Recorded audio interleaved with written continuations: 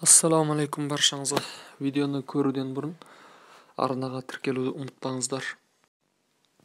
19 қазан Тайвань сыртқы істер министрлігі Фиджи аралында Тайваньның мемлекеттік мерекесіне орай ұйымдастырылған шара кезінде Қытай коммунист пен Тайвань дипломаттарының жанжалдасып қалғаны хабарланды.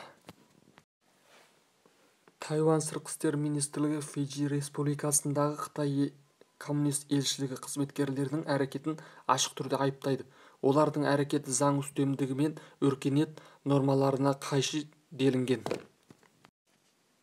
Тайвань сыртқы істер министрлігінің мәліметінше, оқиға 8 қазанда Тайваньның Фиджи астанасы Сувэде ұйымдастырылған дастархан кезінде болған. Екі Қытай дипломаты шараға қатысып отырған жергілікті саясаткерлер туралы ақпарат жинап, суретке түсіру үшін ішке еңбек болған. Ал Тайвань дипломаттары олардың кіруіне рұқсат бермеген, ізінше жанжалдасып қалған. Соның салдарынан басы жарақаттанған бір Тайвань дипломаты ауруханаға жеткізілген. Фиджи полициясы Қытай коммунист дипломаттарын оқиға орнынан кетуге мәжбүрлеген.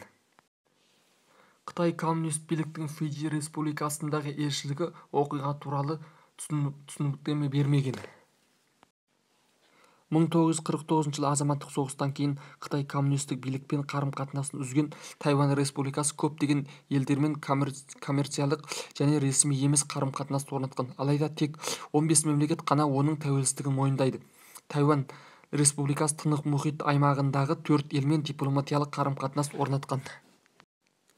Ал Қытай коммунистік билік Тайвань республикасын халықаралық қауымдастықтан оқшаулау үшін өзге елдердің үкіметіне қысымын күшейтіп жатыр. Көрермен, арнаға тіркеліп лайк басып бөлісіңіздер. Сіздердің лайк басып бөлісіп тіркелгендеріңіз біз үшін үлкен қолдау. Келесі кездескенше сау саламат болыңыздар.